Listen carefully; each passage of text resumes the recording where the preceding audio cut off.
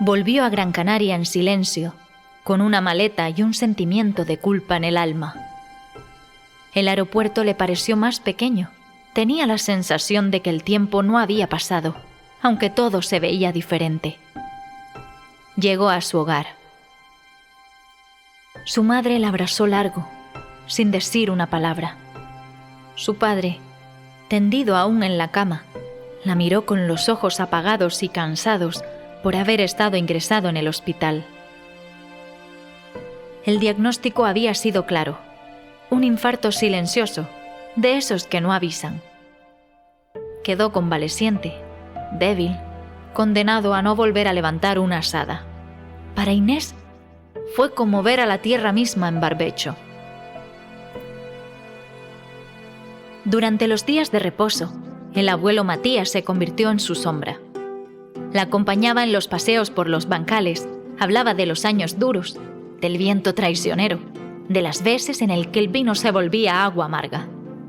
Pero una tarde, cuando la brisa de cumbre bajaba a inundar sus terrenos, se detuvieron frente a la ladera abrupta, aquella que la familia habitaba desde siempre. El abuelo se sentó en una piedra negra y comenzó a hablar, como si estuviera desempolvando los recuerdos. Dicen que está maldita, murmuró. Que nadie debe plantar ahí, que la tierra no quiere vino. Inés alzó la vista hacia la pendiente. Era vertical, salvaje, marcada por terrazas apenas esbozadas. ¿Por qué? El abuelo tardó en responder. Hace más de 60 años, 2 trabajadores murieron allí. Se despeñaron intentando levantar las cepas. Desde entonces, nadie volvió a tocarla. Dijeron que el barranco se tragaba a quien desafiara su quietud. Inés se quedó en silencio. El sol empezaba a ponerse y teñía de cobre los perfiles del terreno. No veía maldad en aquella tierra, solo olvido. Pero no está maldita, ¿verdad? El abuelo negó. No, niña. Esa tierra es dura, sí. Pero si supieras lo que puede dar...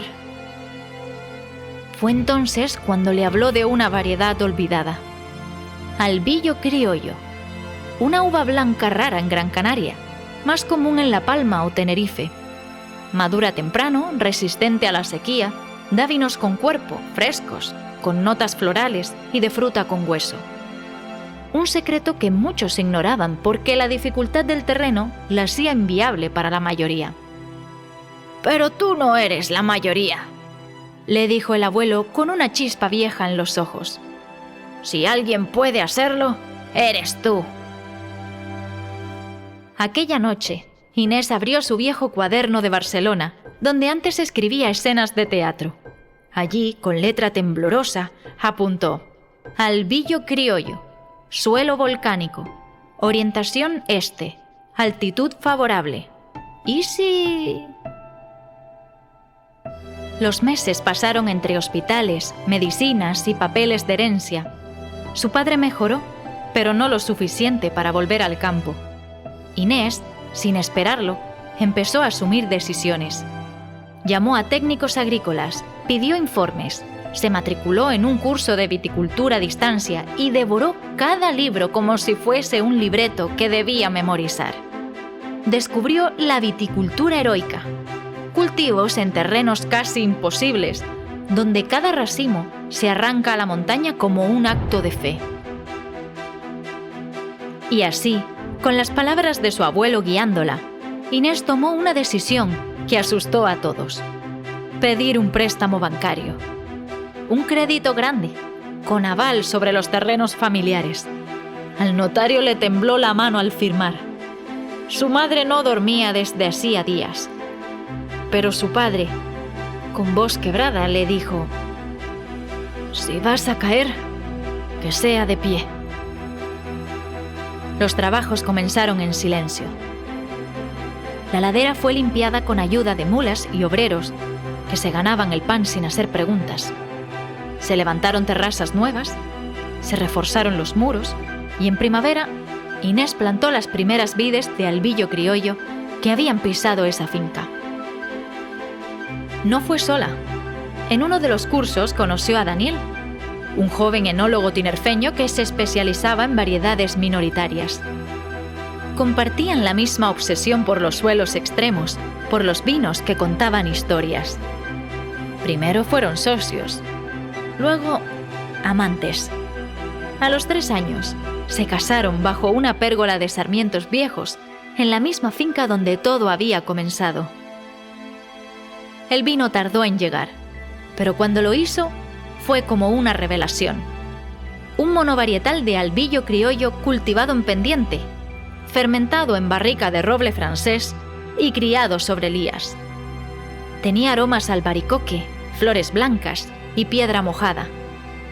Al probarlo, uno sentía que la tierra hablaba. Lo llamaron la tierra que brota. Fue presentado en una pequeña feria vitivinícola en Agüimes, pero su fama se extendió. Recibió un premio nacional por innovación en viticultura heroica.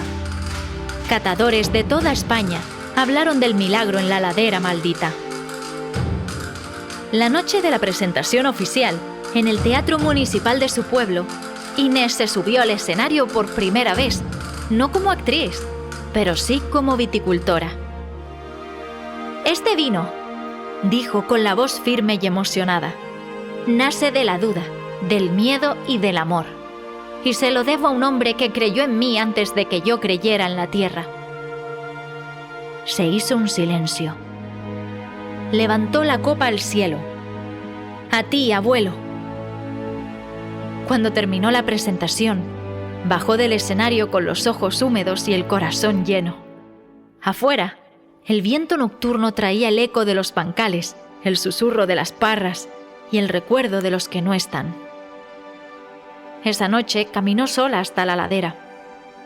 Tocó con los dedos la corteza joven de una vid y pensó en todo lo que había brotado desde el miedo, en todo lo que aún quedaba por contar.